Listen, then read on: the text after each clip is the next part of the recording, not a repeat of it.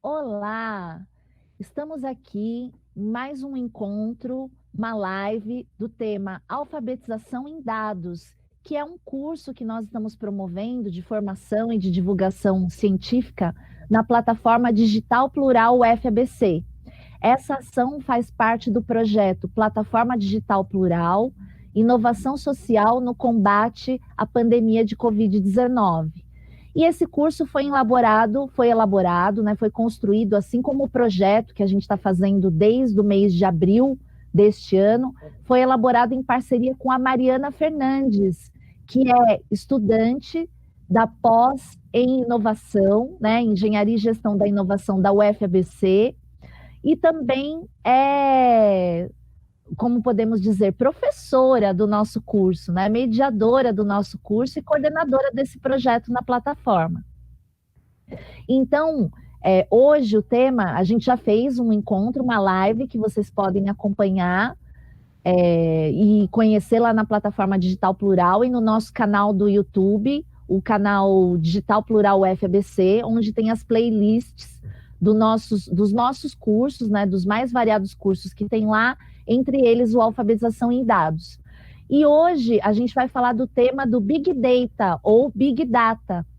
E aí a gente tem a Mariana aqui com a gente, que vai fazer uma primeira explicação sobre o tema, né, que é o tema de estudos da pesquisa dela na dissertação, e ela também trabalha com esse tema, né, na empresa onde ela atua, e a gente vai poder dialogar, conversar, tirar nossas dúvidas, perguntar de mais exemplos, o que ela vai apresentar para a gente sobre esse tema, que é a unidade 1, faz parte da unidade 1 do nosso curso.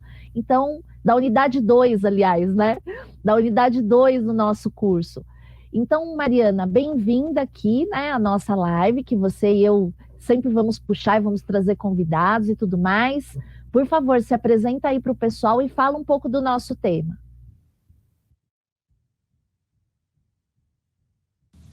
Oi, gente, boa tarde. Estou muito feliz de estar aqui de novo com a professora Andréia, que é minha orientadora aqui nessa aventura que é o mestrado. É uma aventura maravilhosa, com muito aprendizado e muita... A gente se coloca em cada situação, né, de estar aqui na live, falando para vocês. Essa live, assim, eu acho que a cada unidade que a gente vai passando, eu vou ficando um pouco mais nervosa, porque eu não sou uma pessoa técnica, eu trabalho com dados, mas eu trabalho com inovação em dados, então não sou aquela pessoa que está trabalhando na base de dados diretamente e tal, mas estou muito próxima de todo esse ambiente aqui de engenharia de dados, de Big Data. Então, eu montei até, né, quando a gente foi desenhar esse curso, eu usei muito das coisas que eu aprendi nesses últimos 2 anos trabalhando com dados. Então, assim, às vezes não está numa estrutura tão técnica por causa disso. Quando a gente vai procurar por aí coisas para a gente se informar sobre dados, ou a gente acha uma coisa muito técnica, que aí traz essa pegada de banco de dados, estruturas, e começa a falar aquelas palavras que a gente fala, meu Deus, onde você está indo, moço? Volta! E aqui não, aqui a gente quer trazer esse lado humano de dados. Então, eu sou engenheira, sou formada em engenharia ambiental pela Federal, mas me apaixonei por dados aí no meio da minha carreira e eu quero voltar, né? Estou voltando para a academia com o meu mestrado, que é uma coisa que eu sempre quis, trazendo esse tema, que está presente em todas as coisas, né? Então, é realmente um tema multidisciplinar, igual eu me sinto, né? Então, hoje, a gente vai falar sobre Big Data, que é um tema que é um pouco técnico, mas não é técnico, tem um lado muito humano atrás desse tema, desse conceito que a gente não discute. E eu queria falar sobre ele hoje, trazer um pouco do que eu já conheço, trazer alguns cases, algumas coisas, mas eu quero escutar de vocês. O que vocês acham que é Big Data? Como vocês acham que Big Data está no dia a dia de vocês? Já começa a escrever aí no chat pra gente. Puta, eu acho que Big Data tá na minha, sei lá, na minha geladeira. Tá aqui no IoT, são essas ferramentas que estão no nosso dia. Puta, meu celular tá toda hora falando aqui onde eu tô, né? Então, essa geolocalização. Isso, para mim, é Big Data. É ou não é? Aí a gente vai perguntar para os universitários, que no caso sou eu mesma, a professora, né? E eu falei aqui que se tiver alguma dúvida, se fizer uma pergunta muito técnica, a gente chama a TI, né, professora? A TI, no caso, pode ser aqui o meu namorado, que tá ciência da computação aqui, Brincadeira, não vamos expor, né, as pessoas que a gente ama assim aqui. Mas a gente está aqui para falar sobre qualquer assunto, se vocês tiverem qualquer dúvida.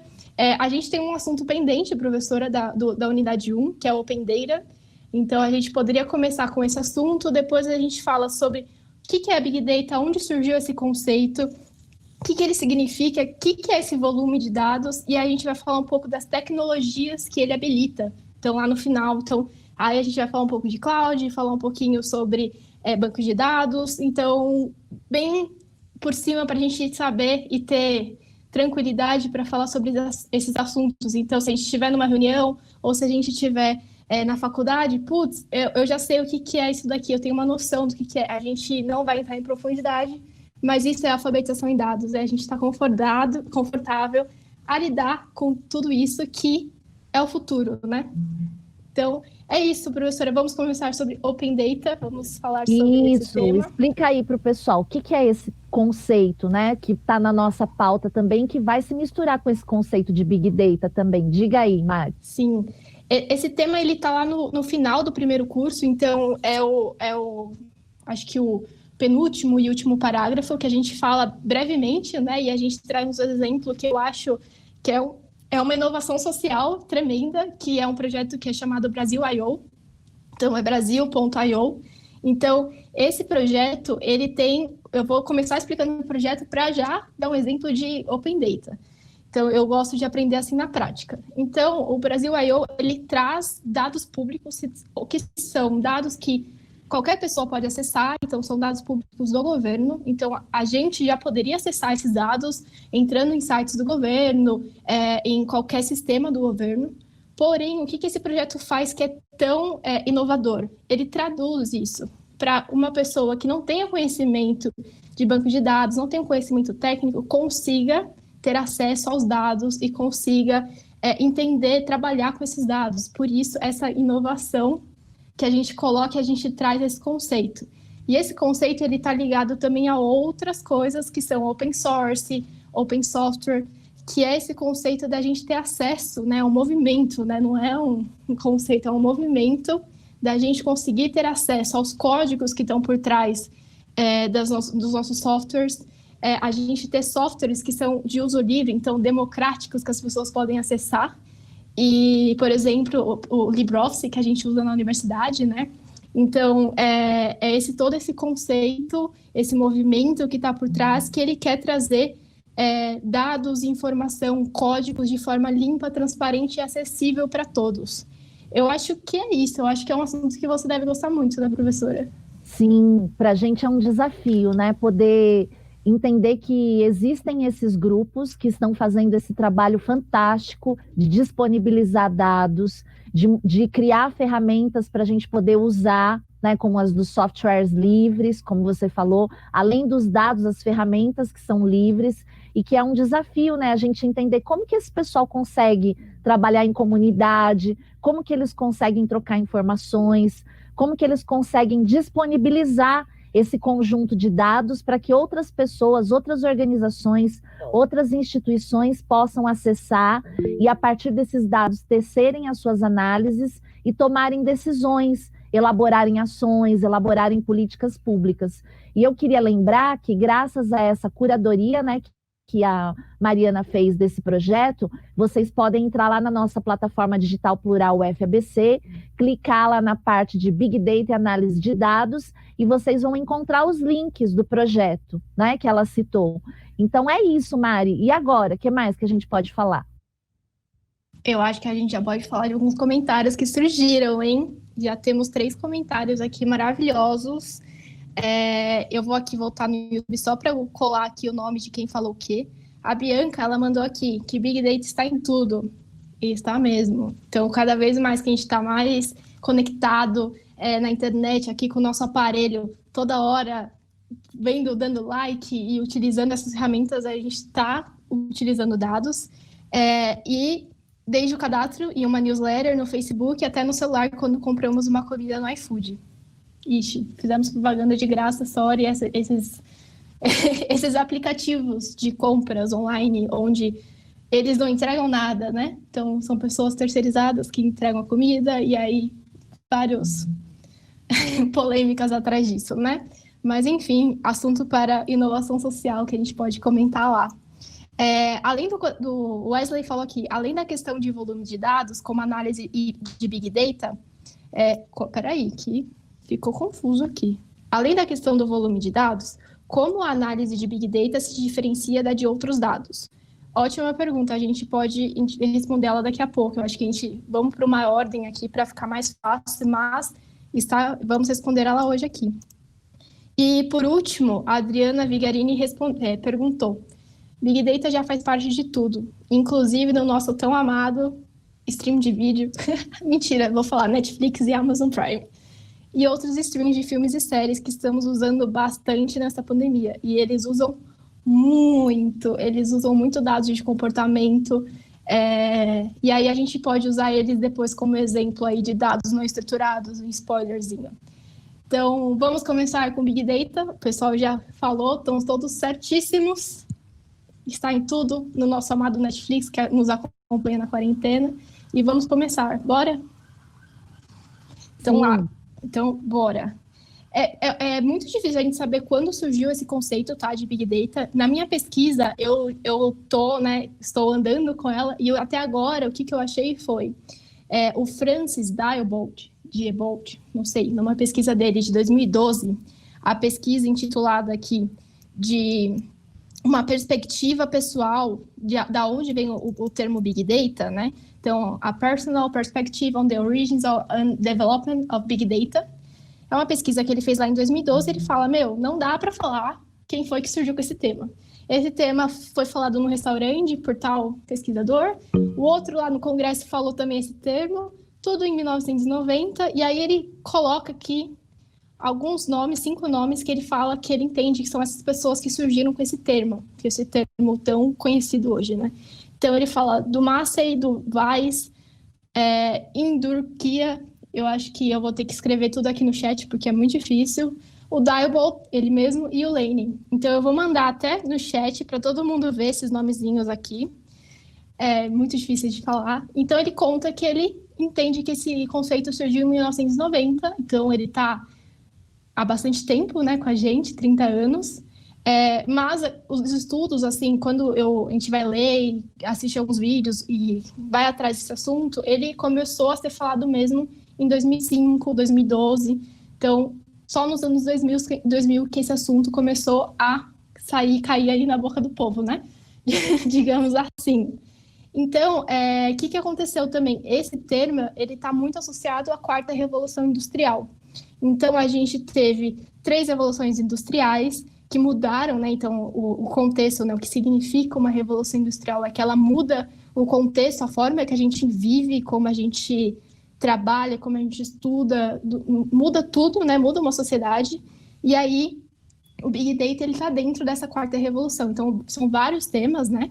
E o Big Data é um deles. Então, para a gente entender a magnitude desse tema que a gente está tratando hoje. Então, ele está aí para mudar a forma como a gente faz tudo na nossa vida e como a nossa sociedade está organizada. Ótimo? Sim, o que eu ia completar do que você falou, Mária, é o seguinte, né? Muitas pessoas falam, mas o que é essa quarta revolução? Né? É a revolução que tem a ver com o avanço da microeletrônica.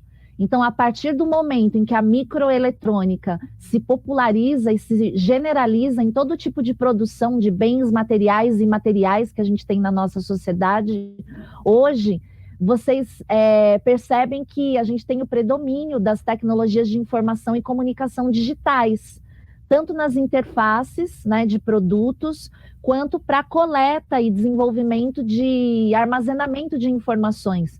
Então, quando a Mari comenta que é a partir dos anos 90 que esse tema começa a se desdobrar, isso caminha paralelamente com o próprio desenvolvimento desses suportes microeletrônicos, né, que antes eles eram mais materialmente eram maiores, e aí eles vão ficando cada vez menores, né? E cada vez comportando mais informação.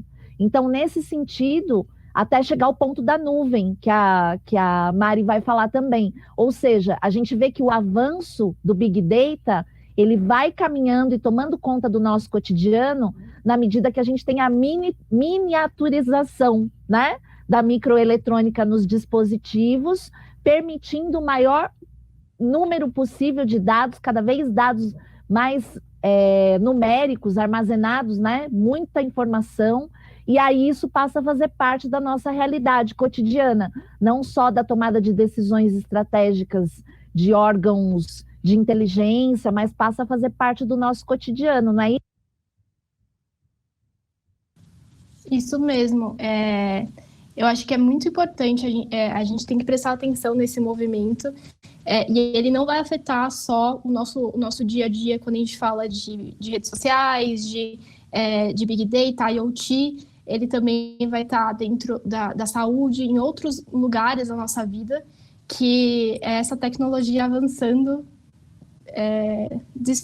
como que fala? Desenfreadamente, exponencialmente, né? Exato. Isso. Então, é isso. E aí, eu queria só trazer um pouco de um livro que eu estava lendo aqui para o meu mestrado, que é esse daqui, do Pierre Levy, Cibercultura. Então, eu estou aqui lendo ele, fazendo algumas marcações. Meus post-its não são tão bons, eles ficam caindo, então joguei aqui para cima. Mas eu achei uma parte muito legal, que ele conta esse histórico da onde vem, né, esse conhecimento, como que ele era armazenado antes. Então, ele começa falando que nas sociedades anteriores a escritas, ele estava na comunidade. Então, era um ancião da comunidade que tinha esse conhecimento, que tinha essa informação. E aí, depois a gente tem o intérprete, que aí a gente fala da Grécia Antiga, dos filósofos. E aí a gente também tem, depois, a impressão. Quando a gente tem o advento da impressão, a gente tem os cientistas, que são os detentores da informação, do conhecimento. Então, quem tem acesso à impressão, quem tem acesso à informação a livros, são as pessoas que são detentores do conhecimento. E aqui a gente chega no cyberespaço. Então, a gente tem agora os dados e todo mundo com acesso à informação. E aí, até no nosso curso, no curso e também no meu mestrado, eu uso muita coisa do Manuel Castells, que depois eu pego aquele livro para mostrar, que ainda não comecei, está na minha lista, e ele é um pouco grande, né? Então vamos lá. E aí o Castells, ele fala que em um dos estudos dele, ele já entendeu, já estudou, já chegou à conclusão que 80% da informação já está na internet. Ou seja, o cyberespaço, ele está com a informação, ele tem essa informação, ele tem todos esses dados, e aí a gente chega no dilúvio de dados e de informação que a gente tem hoje, né? Que acaba causando outras coisas na sociedade, como ansiedade, a gente começa a ficar assustado com a quantidade de informação, né? Então, eu achei muito legal trazer esse caminho, né? Então, às vezes, quando a gente vai procurar sobre Big Data, a gente vê essa evolução, né? Começa do livro e aí vai crescendo, porque quando a gente chega no cyberespaço, a gente começa a ter algumas informações, algumas tentativas de controlar o que está ali na internet, e aí, agora, a gente chega no momento que a gente tem um volume de dados absurdo. Então, a gente tem a IDC, que é a International Data Corporation, ela prevê que em 2025 a gente tenha 175 zettabytes de informação de dados, e sendo que em 2018 a gente tinha 33. Então, só para a gente entender como essa informação ela cresce muito rápido.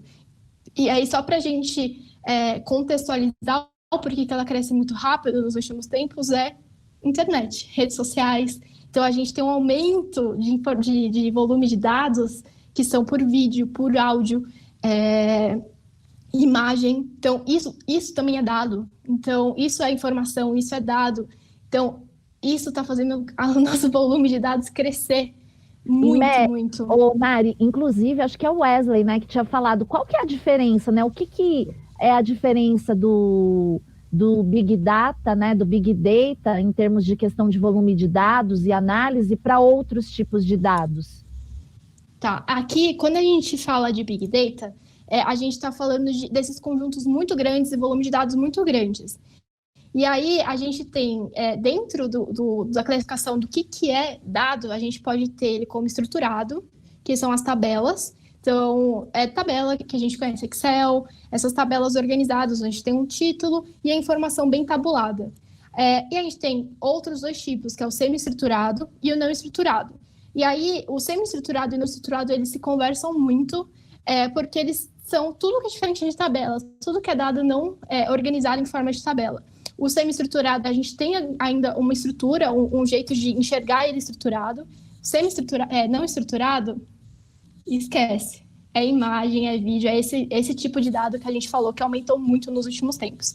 Então, a diferença é que o Big Data, ele vai englobar esses dados não estruturados. Então, ele vai ter esse guarda-chuva um pouco maior.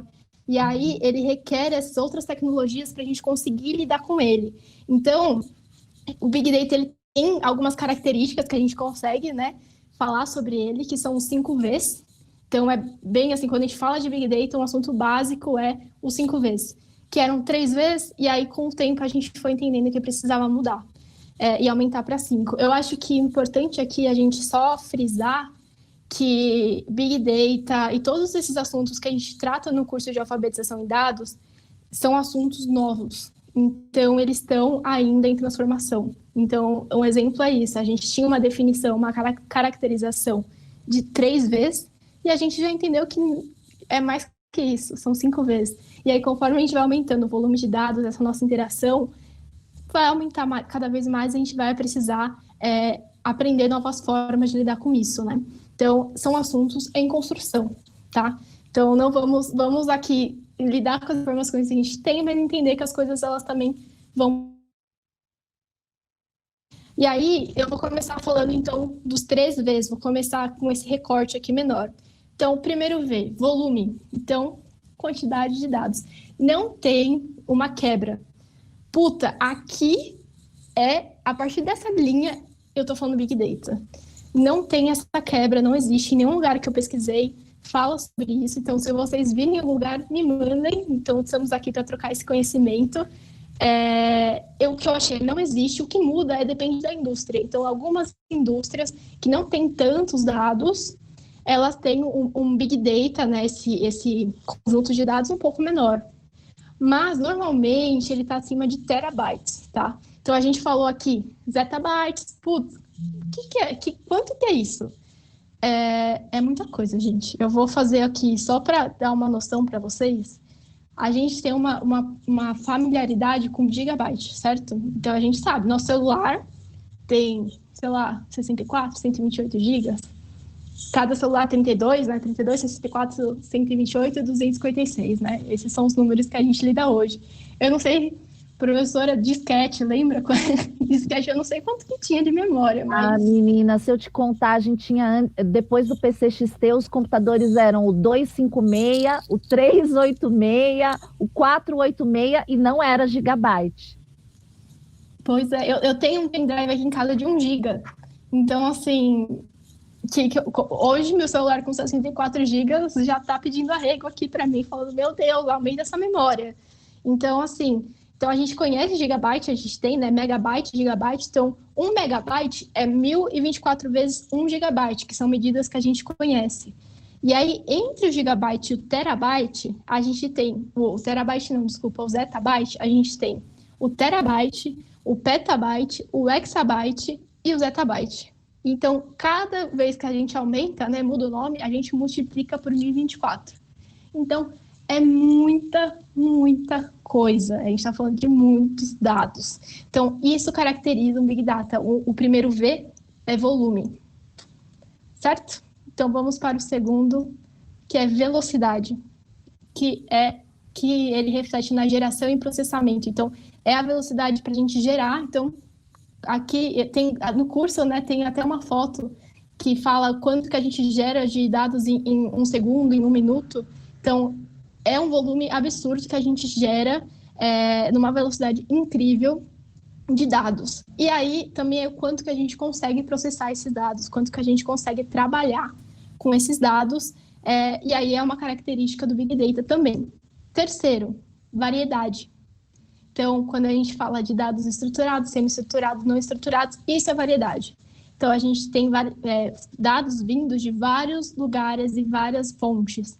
Então, dentro de uma empresa, você pode ter os dados que você tem de transação. Então, tem uma transação com o cliente, ele comprou um produto. Para vocês terem uma ideia, dá para ter dados de onde a pessoa clicou no site, então tem mapa de calor.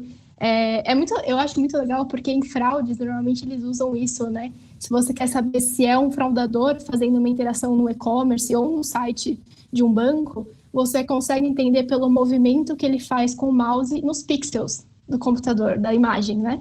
Então, é a variedade. A gente tem dados vindos de vários lugares, a gente tem dados vindos de imagem, então precisa ter pessoas que consigam minerar, né, trazer esses dados e organizar de forma que a gente consiga trabalhar com eles. Então, um trabalho muito grande que existe, eu estava agora no trabalho e foi falado sobre isso, não é um dado, tá? Jogaram assim, mas 80% do trabalho de cientistas de dados que a gente vai falar lá na frente é fazendo essa análise, né, capturando os dados e entendendo o contexto desses dados. Então, é um trabalho muito grande. Então, a maior parte dele é dedicado nesse lado aqui de minerar e entender como que a gente consegue interpretar esses dados que vêm de N lugares. Viu, Mari? Eu ia falar, você falou dos 3 vezes, quais são os outros 2? Senão o pessoal vai ficar curioso. Não, eu vou falar. Dá uma... Então, aqui a gente falou de volume, variedade e velocidade. São esses 3 primeiros Vs. Agora, a gente tem mais 2, que é veracidade e valor. Veracidade, o próprio nome já diz, é a confiabilidade. A gente tem que entender qual é o método que foi feito para levantar aqueles dados. Como que os dados foram tratados e como eles chegaram naquela informação, como que... da onde veio, né? Porque, assim, dados a gente pode criar também, né? Então, não queremos isso, queremos fontes confiáveis, então a gente precisa saber da onde veio aquele dado. E aí, quando a gente fala dentro da universidade ou no mercado de trabalho, quando a gente cria os dados, a gente faz essa parte de levantamento, a gente tem mais confiabilidade com os dados, certo? Mas quando a gente importa ou usa de uma outra pesquisa, a gente tem que estudar de onde veio esse dado, tem que entender como ele foi produzido, como ele foi coletado. Então, um V muito importante que foi adicionado foi a veracidade. E o último, o valor, né? Vivemos nesse mundo. Então, dado, ele tem que ter um valor agregado, ele tem que ser útil, né? Então, não é nem só o valor financeiro, mas é um valor de utilidade. Então, a gente tem que ter uma utilidade para aquele dado que é gerado. Então, tem uma pergunta que foi feita, deixa eu ver aqui, como a gente consegue separar, né? Que a gente tem um movimento, um número de dados gerando a cada minuto, essa geração absurda que a gente tem, isso. O Big Data ele envolve o valor. Então, a gente tem que entender o que está por trás daquele dado, como que ele pode agregar valor para uma pesquisa, para um trabalho, como que a gente consegue tirar esse valor dele. 5 vezes, ninguém vai ficar aí triste comigo. Muito importante, Mari, que você colocou, né, esses 5 vezes, porque muitas vezes as pessoas naturalizam, né, elas não entendem assim, tô vendo um dado aqui, automaticamente ele é confiável, automaticamente ele se autoexplica. E eu acho que tudo que você colocou fala não só da importância do volume, da variedade, né, mas da contextualização, de como você tem confiança, né, a veracidade, a legitimidade desses dados. Porque por trás da coleta deles existe uma metodologia, existem pessoas que estruturaram meios de obter aqueles dados, existem propósitos, né? E isso é que vai agregar valor aos dados. Por que eles foram capturados? Com que intenção? Né? Eles querem mapear o quê? Para fazer o quê? Então, eu acho que essa visão inicial que você trouxe mostra a abrangência para quem quiser trabalhar com Big Data, de como você tem que entender não só como funciona uma planilha, ou se um número é maior ou menor, não é verdade? Com certeza. Até no meu trabalho, a gente precisa entender qual o contexto daquilo, né? Então, um dado que fale sobre uma transação, que fale sobre alguma interação do usuário, por si só não quer dizer muita coisa, a gente tem que entender o contexto, né? Então, a gente teve, a gente tinha um clique nesse site, agora a gente tem 50. O que aconteceu? Qual foi a história, né? O que tem ali por trás desse dado, né? Como que chegamos a 50? E aí tem várias formas de a gente interpretar isso, né? Não é uma coisa tão preto no branco, né? Então, a gente tem que ter esse lado de traduzir esses dados. Eu não sei, professor, eu sou, assim, uma pessoa que me apaixonei, entrei nesse mundo de dados e realmente o que eu quero trazer aqui nesse curso é que as pessoas mudem um pouco essa cabeça, esse mindset, já que a gente está falando de assuntos que são hype, né? Big Data é um assunto da hype, mindset também. Então, as pessoas, elas, quando forem fazer um projeto, elas olharem primeiro como que eu consigo, através dessa plataforma, que a gente trabalha com a plataforma Digital Plural, como que, através dessa plataforma, eu já consigo entender como que é a interação do meu usuário. Então, assim, tá em coisas do nosso dia a dia. E aí, a partir disso, a gente consegue transformar e colocar, aproximar os dados aqui, então, entender o usuário e ter esse contexto por trás, né? Então, depois a gente pode conversar com ele. Eu estava conversando aqui com meu esposo, namorado, e aí, por aí vai, e ele me contou de um case do Walmart, de mercados, enfim, que eles não estavam entendendo, porque muitas pessoas compravam cerveja e fralda. E aí, então, quando a pessoa ia comprar, ela comprava algumas coisinhas, mas ela sempre comprava cerveja e fralda, cerveja e fralda. E aí eles começaram, então eles pegaram, coletaram os dados, falaram, mas por que isso, né? Cerveja e fralda? Qual a relação entre os dois? E aí eles foram perguntar para algumas pessoas. Então é isso, né? Os dados, eles mostraram que tinha gente comprando cerveja e fralda, mas por quê? Então eles foram entender que num dia da semana, um certo dia da semana, tinha jogo de futebol, então as pessoas iam comprar uma fralda que estava acabando, aproveitavam e compravam uma cerveja. E aí o que eles fizeram? Colocaram a fralda e a cerveja juntas no stand de promoção. E esgotou. Todo mundo comprou, porque aí já juntou ali duas coisas que as pessoas já relacionavam na compra, né? E aí é o que a Amazon faz, o que essas empresas de e-commerce fazem, né? Hoje, e aí elas conseguem ter muito mais dados sobre a gente, porque elas conseguem ver quais outros produtos você pesquisou, além de cerveja e fralda, né? E ela consegue entender onde você navegou no site, e aí ela consegue até melhorar a interface dela. Então, isso está tanto no e-commerce, né? Essa linguagem de dados, a gente conseguir entender o comportamento, tanto quanto no mercado, né? E aí a gente começa a entrar um pouquinho no marketing, né? O que seria o marketing sem dados também. Então, entender o comportamento do consumidor. Eu estava lendo também sobre a altura de caixa de sucrilhos no mercado. Então, em vez de eles colocarem, vamos testar aqui e vamos ver a interação do usuário, vamos ver quanto aumenta a venda, eles fizeram isso e já coletaram dados e já entenderam. Temos que colocar personagens infantis na altura das crianças. Temos que fazer os personagens olharem nos olhos das crianças.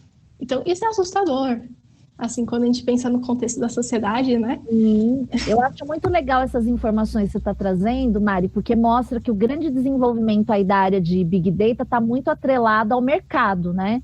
Ao desenvolvimento das empresas, voltado para o marketing, aos hábitos de consumo, ou seja, o dinheiro, a grana que movimenta todo o desenvolvimento, né, do consumo, do comércio.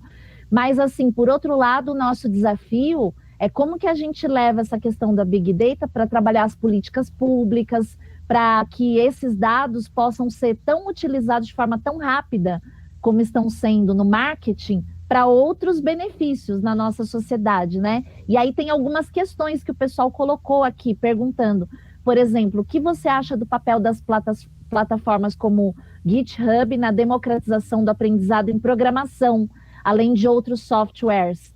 Então, acho que isso aqui, que parece que é uma pergunta que tem a ver mais com software livre, também tem a ver com isso, né? Com os hábitos das pessoas em relação a esse desenvolvimento das tecnologias de informação e comunicação. Se essas plataformas, que tipo de dados elas produzem, por exemplo. E aí tem outra questão aqui, Mari, que está falando, o Big Data é o armazenamento, né? Um dos problemas do Big Data. Existe alguma discussão sobre lixo, entre aspas, em dados? Ou seja, dados que são armazenados, mas não são úteis e apenas ocupam espaço? E aí o pessoal continua comentando aqui também a questão do open source, que você estava falando, né? A popularidade do sistema operacional Linux entre as pessoas do meio de TI, falando da importância do movimento do software livre para a democratização do conhecimento, né? Então, como que, vendo esse outro lado da análise de dados que você deu esse case, aí, esse exemplo a partir do marketing, como que a gente, lidando com essas questões do desenvolvimento da própria tecnologia de informação e a digitalização, né, dos processos de trabalho, como que isso influencia nas políticas públicas, como que está sendo trabalhado e visto isso, nesse sentido? Eu acho engraçado, professora, porque quando eu comecei a trabalhar com dados, é muito louco, porque na faculdade a gente usa muito dados, né? Então, quando eu fiz métodos experimentais, engenharia, todos os labs, né, a gente trabalha com dados, então são experimentos que a gente levanta dados e confirma alguma hipótese científica que já foi comprovada, enfim, mas a gente está trabalhando com dados. Então, a pesquisa, a academia, ela é recheada, pelo menos na engenharia, de dados. Então, a gente aprende a produzir dados confiáveis, a gente aprende a trabalhar com dados. Porém, tem uma discrepância depois quando a gente começa a usar dados no nosso dia a dia. Então, um exemplo que eu posso citar é o meu primeiro trabalho aqui a minha primeira matéria, uma das primeiras matérias da faculdade foi, eu cheguei já na fúria de, gente, vamos olhar os dados, vamos ver quais dados a gente tem abertos aí com a Open Data, que dados que a gente tem, né? Era para a gente falar sobre saúde. Então, vamos ver quais são esses dados aí que estão livres. Então, os dados, eles vão falar uma necessidade da população. Então, o nosso desafio era criar um app e meu primeiro pensamento é dados. Vamos olhar aquilo. E, foi o maior perrengue, porque, assim, é uma mentalidade. Então, cada pessoa pensou de um jeito. Então, ainda mais no mestrado, né, que a gente tem pessoas que já têm uma carreira, e aí cada um traz esse background, né, o que elas trabalham no dia a dia. Então, foi um embate, porque a minha ideia era essa, olhar dados. Então, e eu senti que não é assim, não é todo mundo, né, porque a gente vive numa bolha, né, então no trabalho, na minha bolha, primeiro pensamento é dados. E aí no mestrado não. E aí eu senti esse embate e falei, putz, precisamos trabalhar com alfabetização em dados. Então tudo bem que na academia a gente tem dados, a gente trabalha com dados, todos os nossos papers, artigos, a gente está falando de dados, mas não tem dados quando a gente fala de procedimentos, de processos, de como melhorar um produto, ou na verdade nem um produto, não, um projeto nosso, a nossa plataforma. Então, eu tenho trabalhado muito, além dos meus projetos aqui do mestrado, ajudar os bolsistas que estão aqui com a gente a ter essa visão de dados, que é realmente, para mim, o que está longe da academia hoje em dia, tá? O que eu vejo no meu pequeno período aqui do mestrado.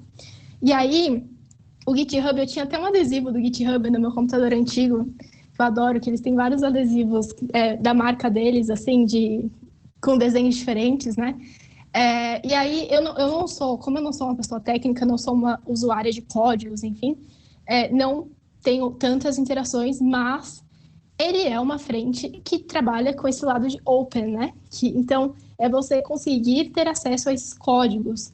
E aí, o que a gente defende aqui, né, professora? É a gente ter essa liberdade de usar conteúdos que são... A gente fala muito sobre recursos educacionais abertos, né? Então, a gente usa nos nossos cursos esses recursos que são livres, a gente tem como fala, propriedade intelectual livre para a gente usar. E aí, é uma tradução aqui para os códigos, né? O GitHub. Então, as pessoas conseguirem usar os códigos que estão lá para fazerem seus projetos. Puta, eu não consigo resolver isso daqui. Eu vejo um código no GitHub que consegue me ajudar a me direcionar. Então, eu acho que é uma coisa que faz muito sentido da gente usar e abusar.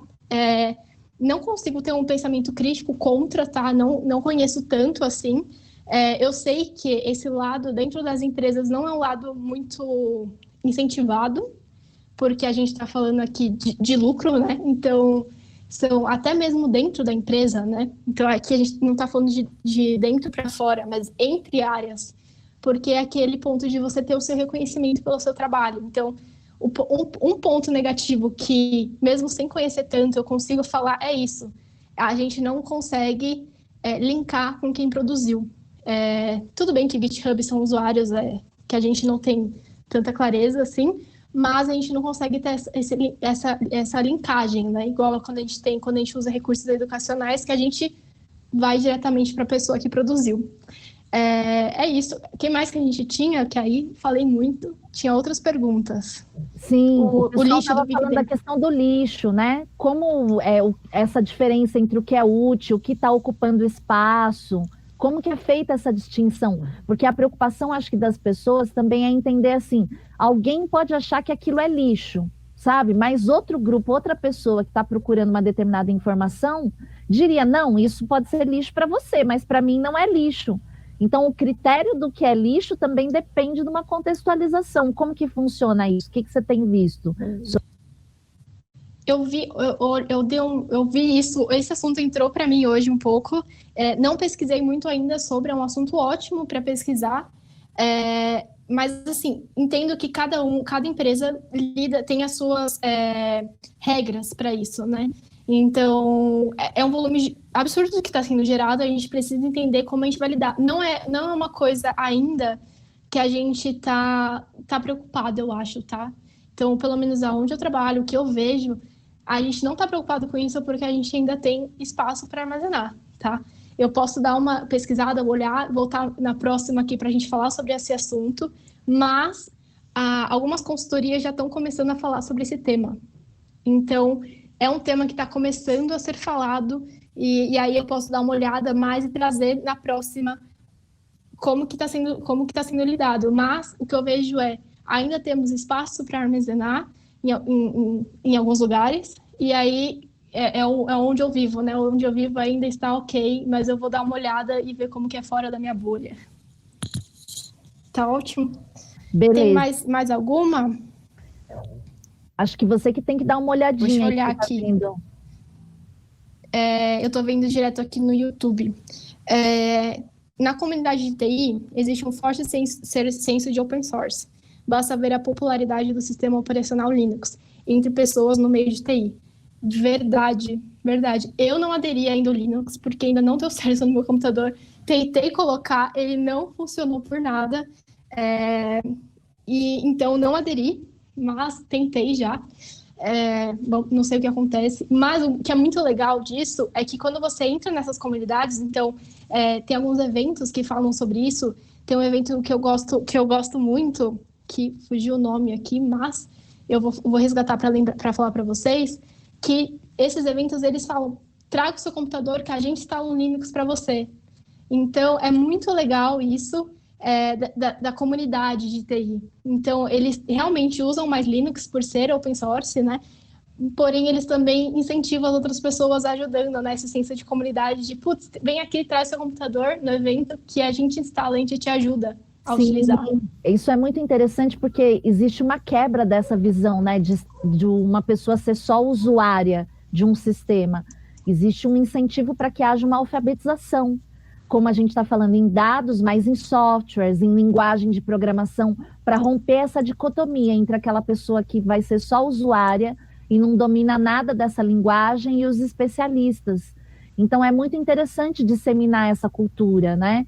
E, de alguma forma, por exemplo, a gente que trabalha na universidade pública, eu acredito que isso deveria ser mais disseminado, que nós deveríamos, ao invés de comprar softwares proprietários, ao invés de oferecer treinamentos, né, de produtos que são de grandes empresas, a gente deveria ter mais apoio e incentivo para o entendimento e participação nessas comunidades abertas, inclusive voltada para a questão do Big Data, né? Como esse projeto de início que você citou. Então, eu acho que esse é um desafio das novas gerações em relação ao tema do Big Data e do software livre. Como construir nas universidades, nos centros de pesquisa, não só em locais públicos, mas privados, né? O desafio, assim, de construir não só startups voltadas para o comércio, mas para a educação, entenderam? Porque essas linguagens, elas vão atravessar toda a nossa vida, já atravessam de alguma forma, e a gente não sabe como elas funcionam. Então, nesse sentido, é uma boa proposta, né? A gente alfabetizar em dados e alfabetizar em programação, para que todas as pessoas possam pensar que elas podem construir núcleos de apoio, de pesquisa e disseminação desse conhecimento, que mais tem aí de assunto, Mari, que você estava olhando? Eu estava tentando achar o nome aqui do evento, mas eu sou péssima para nomes. Eu consigo lembrar números, mas nomes não é meu forte. Mas o evento eu vou compartilhar com vocês depois, eu coloco no chat. A gente tem que, eu acho que é isso. A gente tem que inserir mais a academia, os alunos e trazer mais para dentro da universidade eventos que falam sobre essa temática. E é verdade, são poucos eventos que falam isso sem um contexto econômico e empresarial por trás. Então, é isso, trazer, e acho que até a gente pode ver depois com o professor Sérgio Amadeu, porque ele traz muito isso para a universidade, ele consegue, às vezes, trazer alguns eventos, ele criou até um centro, né, que foi construído em São Bernardo, que ele pode falar mais sobre isso, e como que eu acho que eu já participei de um evento, se eu não me engano, em 2016, dentro da universidade, que falava sobre segurança. Então, vieram pessoas de fora, de algumas organizações, que falavam sobre como a gente se protege. Eu participei até de um workshop de e-mail, como a gente pode usar o e-mail encriptado. Então, é ponta a ponta, ninguém consegue ler meu e-mail no meio do caminho, digamos assim. Assunto para privacidade e proteção de dados. O que vocês acham de tentar trazer uma pessoa para falar sobre como que a gente consegue se proteger no dia a dia de dados? Então, esse é um tema que vai ter no nosso curso mais para frente. O Davi estava falando aqui, ó, nessa linha de análise e volume de dados, um banco de dados maior é sempre a melhor fonte de dados ou um banco menor pode oferecer o mesmo conhecimento? Você tem alguma opinião sobre isso, Mari? Eu queria falar para o Davi que nós que somos pesquisadores, por exemplo, da área de história econômica, tanto um banco menor quanto um banco maior trazem informações relevantes para uma pesquisa. Porque muitas vezes não é a quantidade que vai definir se aquela informação é útil para a gente entender alguma coisa de um contexto ou não. Às vezes você tem um banco de dados que pode ser enorme, né? Mas ele não traz, a pergunta que você faz para os dados não responde o que você precisa. Ele pode estar dando informações sobre outras coisas que não é necessariamente o que você está perguntando.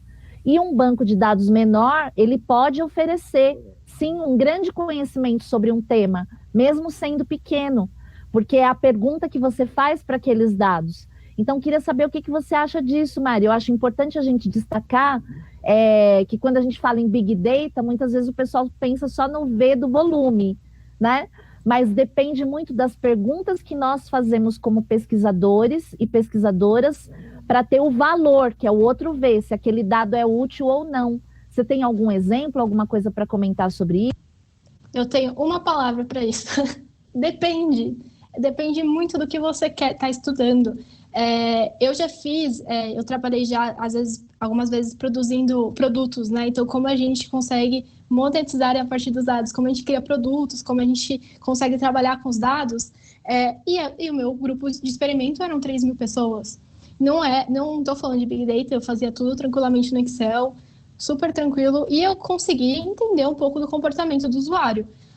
Depende, mas quando a gente for falar de ciência de dados, de machine learning, de inteligência artificial, que são essas tecnologias que elas vêm com Big Data, aí a gente está falando já de um volume maior, porque a gente precisa que os algoritmos, que aí são todas as palavras hypadas aí que a gente tem, que a gente precisa que eles aprendam com os dados. Então, a gente precisa de um volume de dados muito grande para a máquina aprender com esses dados e entender alguns perfis. Então, depende muito da análise que você vai fazer.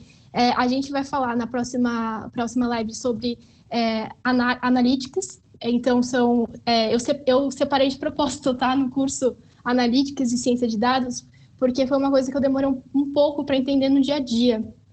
Quando a gente fala de Analytics, a gente está falando mais de BI, de construção de dashboard, uma coisa mais de como que eu analiso os dados, uma coisa, não vou falar simples, mas são análises aqui da gente olhar o presente e tentar e olhar o passado. Então, a gente olha o presente, a gente olha aqui os dados que falam do passado. Então, hoje, os dados lá de trás. E aí, quando a gente fala de machine learning, ciência de dados, a gente está falando de dados que estão aqui presentes hoje, mas que eu vou tentar adivinhar o futuro. Então, eu vou fazer uma análise preditiva. Então, quando eu estou falando disso, normalmente eu preciso de mais dados, porque eu preciso de mais dados para tentar predizer ou falar o que vai acontecer. Então, você precisa de mais dados para treinar o seu algoritmo, treinar o seu modelo, tá? Então, é uma separação bem superficial, mas quando a gente está falando de BI, normalmente a gente não precisa de tantos dados, porque a gente quer analisar uma situação que já aconteceu, mas quando a gente fala de ciência de dados, análise preditiva, aí a gente precisa de um volume maior, e aí por isso que o Big Data, ele abre esse caminho para a inteligência artificial e machine learning, que também é um conteúdo do nosso curso mais para frente. Sim, Mari. E aí, assim, o Vinícius estava comentando aqui, ó, me fez lembrar de uma situação em uma universidade. O pesquisador utilizou uma ferramenta que fez análise de dados que gerou 6 terabytes em contrapartida, todos os trabalhos juntos daquela instituição. Você entendeu mais ou menos o que o Vinícius está comentando aqui? Fala de novo aqui, Vinícius. Você estava falando que ele utilizou uma ferramenta... ficou confuso. Para entender, né, o que aconteceu. Ele gerou mais dados utilizando essa ferramenta? Como que foi? O que você quis dizer com isso? Mas ele quis dizer que, de alguma forma, isso dava uma abrangência para entender aquela instituição.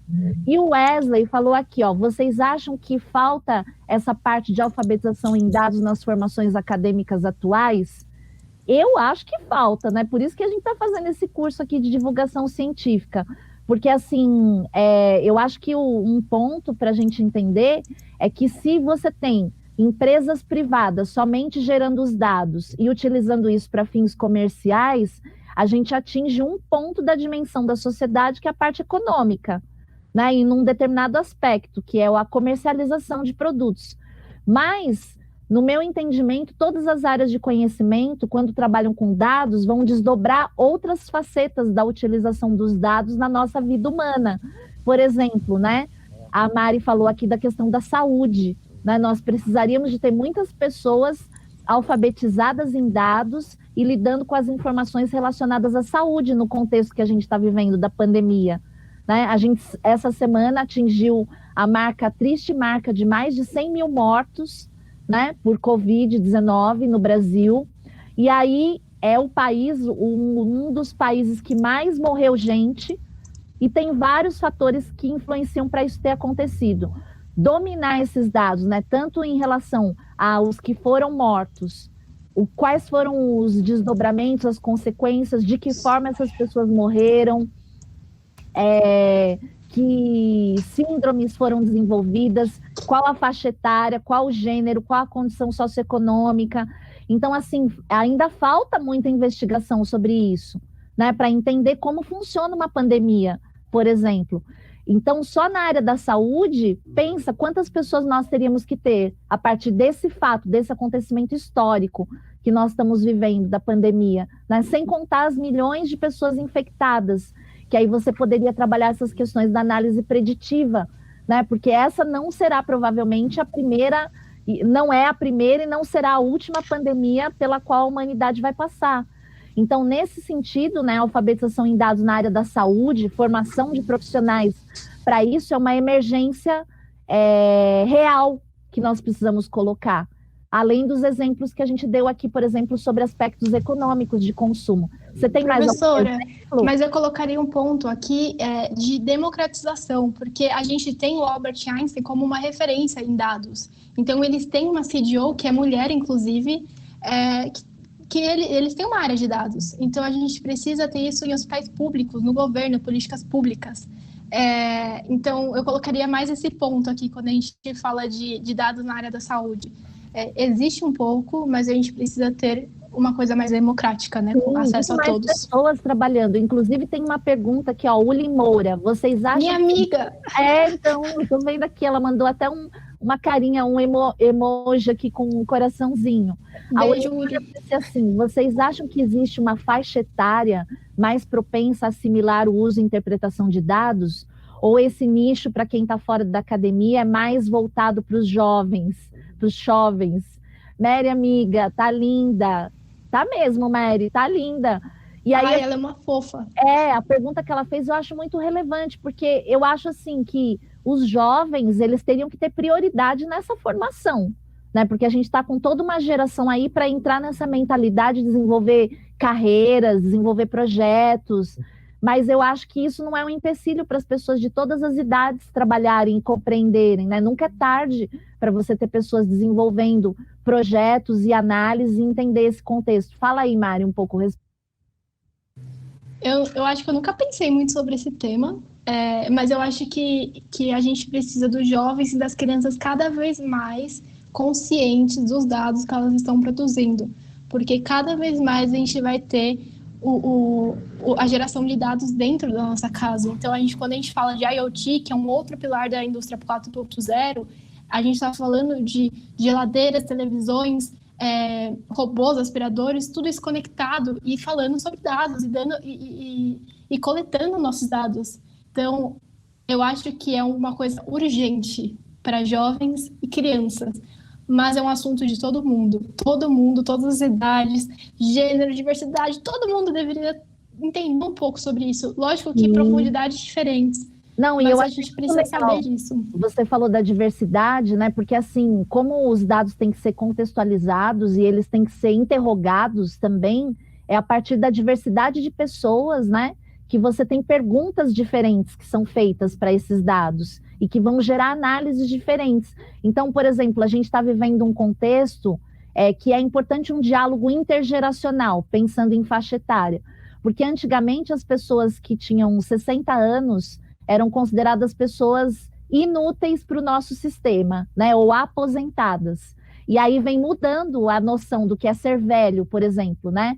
Dentro desse conceito de velhice, você tem gerações de pessoas mais jovens, né? De 60, 70 anos e pessoas mais velhas, de 80, 90 anos, dentro do mesmo nicho que as pessoas poderiam falar, 60 a mais, né? Então, isso vai mudar a percepção das pessoas e em termos de consumo também, porque essas pessoas elas vão fazer parte, os dados já mostram isso, né, que a pirâmide populacional ela vai ficando cada vez de pessoas mais velhas. Essa é uma análise preditiva, para dizer que daqui a 20 anos nós teremos, em alguns países, mais pessoas com mais de 50 anos do que com menos de 20 anos, por exemplo. E isso vai influenciar no consumo, vai influenciar nas políticas públicas de saúde, de assistência social, vai influenciar na aposentadoria. Então, eu concordo com vocês que os jovens e as crianças precisam entender isso desde cedo, mas também pensar que a nossa população está passando por um processo de envelhecimento, certo? E isso vai mudar a cara da nossa sociedade. Esse é um bom tema para a gente pensar numa live, né? Só falando de Big Data e análise de dados voltadas para as populações que são consideradas sêniores e que serão o perfil de futuras gerações, né? O pessoal está falando de longevidade, de grupos populacionais que vão viver até os 100 anos de idade. É isso que se prevê aí para o século XX, se a crise climática não acabar com tudo, que é outro tema interessante para a gente pensar. Mari, tem mais alguns comentários aqui, você viu? Sim, mas só comentando, é um desafio muito grande, né? Porque a gente teve essa evolução tecnológica muito rápida, e aí a gente precisa da digitalização, porque aqui, quando a gente fala de dados, a gente fala de digitalização também. A professora Luciana, minha orientadora, ela puxa muito essa pauta, né, de alfabetização digital, e aí dados, ele vem acompanhado e logo depois a alfabetização digital. Então, pensa que essa população sênior precisa ser alfabetizada digitalmente, para depois ser alfabetizada em dados, ou em conjunto. Então, é um desafio grande que a gente está enfrentando aqui, né? Isso mesmo. E tem aqui, ó, a gente já deu 1 hora aqui da nossa live, vamos partir para meio que um desfecho, um encerramento. Tem uns comentários aqui, Mari, a Adriana, né, e a Bianca falando que acharam muito interessante o exemplo do uso de dados que você deu do Walmart, né? E aí a gente fica se perguntando, né, puxa, se o Walmart tem condição de fazer isso e impactar no consumo, o que a gente poderia pensar em termos de serviços públicos, de políticas públicas que seriam tão interessantes também para atender as pessoas, né? Então a gente vê que existem profissionais que são pagos por grandes empresas e direcionam isso para a questão do consumo, mas fica esse desafio da gente pensar em ações que fossem tão rápidas. E nesse case aí que você falou, achei muito interessante que teve o dado chegando, né, da compra conjugada que as pessoas faziam, mas olha a informação interessante que a Mari colocou. Ela falou assim, ó, esse dado não foi suficiente para dar conta, teve que ter uma pesquisa em cima disso, uma pergunta feita e outro tipo de dado qualitativo, né, que foi coletado também em quantidade, para poder caracterizar uma ação. Então, mostra muitas vezes que uma análise de dados, em termos de Big Data, ela vai precisar de outras pesquisas para gerar mais entendimento e desdobramento de ações. E, por último, o Vinícius completou o que ele quis dizer aqui, do caso que ele contou da universidade, né? Ele falou que não coube tudo em uma mensagem. Aí ele completou foi dizendo o seguinte: o que aconteceu foi que ele gerou, né? O pesquisador gerou, na pesquisa que ele fez de análise de dados, 6 terabytes de dados, enquanto todo o acervo da universidade, incluindo artigos e monografias juntos, não passavam de 1 terabyte. Então, assim, é impressionante isso, né? Como uma única pesquisa com análise de dados gera um volume imenso de informações que rapidamente superem 6 vezes todo um acervo que havia na universidade. Eu achei muito legal que o Vinícius colocou essa comparação para o pessoal ter ideia, né, desse momento que a gente está passando. E a gente vê isso na nossa plataforma, né, Mari? Quando a gente começou o nosso projeto em abril, essa plataforma tinha 1.500 usuários. E agora a gente está abrindo o mês de agosto e a plataforma já tem mais de 4.000 usuários em poucos meses.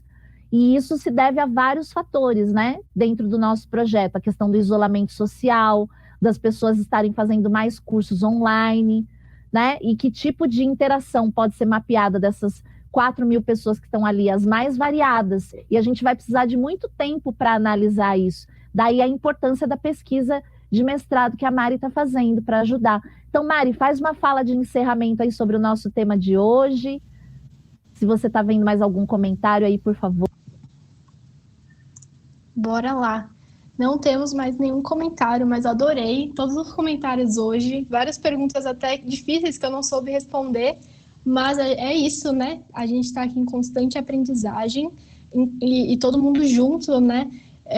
Os bolsistas que participaram das lives, os amigos aqui, as pessoas que conseguiram entrar e deixar esse tempo aqui, né? 1 hora, porque eu estava conversando com uma amiga hoje, o que é esse número de lives, esse número de informação, né? Esse número de vídeo que a gente tem acompanhado na quarentena. Então, as pessoas escolherem estar aqui nesse curso, acompanhar, para mim, uma felicidade imensa, gigantesca. Estou adorando essa experiência de compartilhar conhecimento e aprender com vocês. A gente falou praticamente de tudo, a gente não falou muito de algumas aplicações diretamente, mas a gente acabou falando durante a nossa fala. Eu coloquei aqui só para falar que uma coisa que me faz lembrar muito da minha graduação é quando eu tive aula de climatologia. Então, quando a gente fala muito desse contexto, a gente vê série histórica de 30 anos, e aí eu queria falar também, aproveitar esse espaço para falar da professora Maria Valverde, que também foi uma professora minha da graduação, que veio na minha memória, ela sempre falou muito de dados, e para falar isso, dados, eles estão em todas as disciplinas, não é uma coisa fechada da ciência da computação, não é uma coisa fechada dessas novas graduações que estão surgindo de dados. Eu, como engenheira ambiental, tive aula de modelagem, tive matérias que usaram dados, poluição atmosférica, N coisas que falavam sobre dados, e não eram um curso de dados, era um curso de engenharia ambiental e urbana. Então, dados estão aí no nosso dia, a gente precisa dominá-los e não deixar eles dominarem a gente. E é isso, adorei, estava bem nervosa hoje para falar sobre Big Data, porque a gente está entrando em assuntos que às vezes a gente não é tão confortável, a gente não fica 100% confortável, mas adoro compartilhar essas histórias, esses cases, né? Tem vários cases famosos quando a gente fala sobre Big Data. Eu trouxe um case que não era tão conhecido, tem outros muito mais conhecidos, mas é isso, a gente fazer essa troca no chat, e aí convido quem quiser falar sobre outros temas que a gente vem. Na próxima semana a gente vai falar sobre análise de dados. Vamos ter um convidado especial que vai aqui falar sobre uma análise que ele fez. Então a gente vai falar sobre teoria e prática junto, o que eu acho maravilhoso, porque eu sou uma pessoa que aprende muito na prática. Depois a gente fala sobre ciência de dados. Também estou aqui namorando uma convidada que parece ser maravilhosa aqui para a gente falar sobre esse tema, e aí cada vez mais complexo, né, professora? Inteligência artificial e ética é um tema super complexo. Privacidade e proteção de dados também super complexo com essa mudança que a gente está vendo na sociedade de LGPD, de leis. Vamos falar sobre tudo isso. E por último, para a gente se divertir, que é uma coisa que a gente está mais acostumada, a professora aqui nem se fala, inovação social aqui nesse contexto. Então, professora, na última live vai surfar no conteúdo. Eu já estou aqui me divertindo, porque eu acho que o que a gente está fazendo tem tudo a ver com inovação social, né? Quando a gente se coloca o desafio de falar de temas que parecem ser para especialistas, para um público mais abrangente, a gente está inovando em educação, fazendo um trabalho colaborativo, né? Quando a gente tem essa interação com o pessoal aqui, e buscando sempre reforçar a importância de trabalhar esses dados para pensar justiça social e justiça ambiental. Então, eu acho que independente da carreira que o pessoal vai seguir, né, nós teremos grandes desafios, não só por conta da pandemia, mas da crise econômica, né, por conta da emergência climática, nós teremos grandes desafios nos próximos anos, né, em comunidade, em grandes grupos, pensar o próprio futuro da humanidade. E muitas dessas decisões, elas terão que ser tomadas com base em dados. E aí a gente vai ter, desde essas coisas que a Mari colocou, né, de como eles são construídos, analisados, armazenados, democratizados ou não, até quem detém esses dados, né, quem detém visão estratégica de determinados dados, se eles são confiáveis ou não, em que dados poderemos confiar, em que instituições poderemos confiar para analisar dados e tomar decisões que vão decidir, assim, o futuro de muitas populações, né? O futuro de muitas gerações. Então, acho que esse trabalho que a gente está fazendo é inovador para retirar só dos especialistas esse assunto e mostrar para toda a sociedade que a gente vai ter que entender disso, não abrir mão de intervir sobre isso, de opinar sobre isso. Então, eu agradeço muito a Mari, que é dessa geração nova, né, do pessoal da pós-inovação UFABC, que está fazendo um trabalho de pesquisa sobre isso, e que vem aqui colocar esse desafio de fazer uma educação em inovação social, falando da questão de dados. Então, muito obrigado, gente. Foi um prazer ter aqui vocês e agradecer a Mari, né, por estar aqui falando, explicando para a gente, falando da sua pesquisa, dos seus projetos. Obrigada, Mari. Dá um tchau aí para o povo. E obrigada, professora, pelo espaço, pela plataforma, que foi uma idealização sua, que a gente está usando e abusando aqui. Pretendo usar e abusar muito mais. E agradecer todo mundo que está ajudando a gente. O Douglas está hoje aqui no stream com a gente. Então, todo mundo, as meninas que ajudaram nas artes, todo mundo que ajudou na divulgação, nas redes sociais. Acho que a gente poderia um dia mostrar quem está por trás de todo mundo. É isso. Oi. Mari. Oi. Aproveitando aí que tá falando de mim, quando o pessoal comentou do caso do Walmart, eu lembrei de um livro que eu já tinha lido. O nome do livro é Os Números Falam. O autor é o Stephen Baker. Ele conta esse caso do Walmart. Então, a hora que você falou, eu falei, caramba, eu conheço esse negócio de algum lugar. Aí eu lembrei agora, então, só indicando pro pessoal, se eles quiserem ler, tem esse caso do Walmart e muitos outros casos. É basicamente a questão sobre poder prever ações e tomar decisões com base nos dados também. Muito Douglas, só repete o nome do livro aqui para eu escrever para o pessoal aqui. É isso, coloca aí no chat o nome do livro, né? Para o pessoal conhecer. Eu acho que esses livros, eles trazem todo esse interesse para o pessoal entender como funciona essa lógica. Diga. É que o chat está bugado para mim, então eu não consegui escrever. Fala para mim que eu escrevo. Tá? Os Números Falam. Stephen Baker, o autor. Muito bom. E quem quiser saber mais dicas, né, de leitura ou vídeos, etc., vai lá no nosso curso, na plataforma Digital Plural, cursos.ufabc.edu.br/Digital Plural, e acessa lá o curso Alfabetização em Dados. Isso aí. O Douglas também coloca lá no Lab para todo mundo que está fazendo o curso também ver o livro. E aí compartilha esse conhecimento lá. Tem outras dicas aí para colocar ao longo das videoaulas, das lives, mas a gente vai soltando aos poucos, vocês vão acompanhando por lá. Isso aí, fechamos aqui com participação especial do Douglas, que é um menino tímido. Muito bem. E agora fechamos mesmo. Obrigada, gente. Nos acompanhe no próximo. Daqui 15 dias vai ser super especial. Convidados aqui a primeira vez. Estou super animada. E é isso. E vamos dar o tchau coletivo? Vamos. Tchau. Até mais. Até mais. Até mais.